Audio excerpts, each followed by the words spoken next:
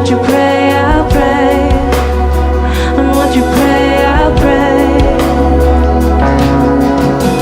Who you love, I love. Where you go, I'll go, God. And what you say, I'll say.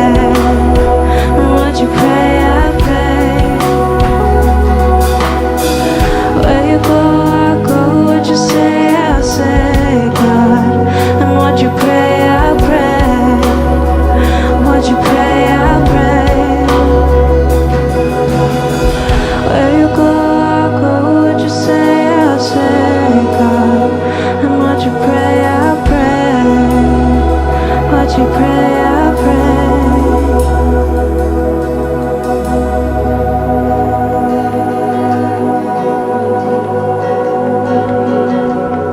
See, the problem with sin is that it's hard to get away with sin. It's hard to get rid of sin. You know, I work in life sciences, I do research in biology, and one thing that's a big headache when you do research in biology is contamination. So you have some cells that you want to grow, but you end up having these other things that grow alongside. And it's very hard to get rid of contaminants. Once you have contaminants in your culture, the only thing you can do is destroy that culture. Toss it into the bleach and get rid of it. You can't do anything to save your culture if it has contamination, because the contamination grows. It grows much faster and it takes over the whole culture, and all your experiments are a waste. You know, sin is like that. Sin clings so closely. It doesn't let go. It attaches on, it entangles, it stops you from running the race that Jesus wants you to run. The reason you don't have Christ is because there is sin in your life. Sin clings so easily. See, the problem with sin is not only that it clings so easily, sin multiplies. Sin bears fruit, and sin gives rise to more sin.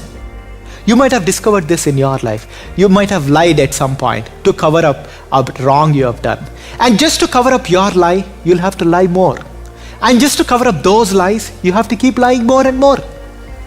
Sin multiplies. We see in James, it says, but each person is tempted when he is lured and enticed by his own desire. Then desire, when it is conceived, gives birth to sin. And sin, when it is fully grown, brings forth death. You see the progression?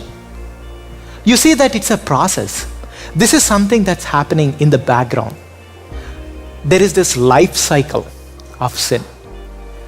Sin is bearing fruit, and the ultimate fruit sin bears is death.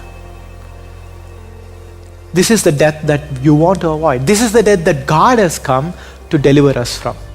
Is there sin in your life? God is asking you, do you want to eradicate sin in your life? Would you be born again?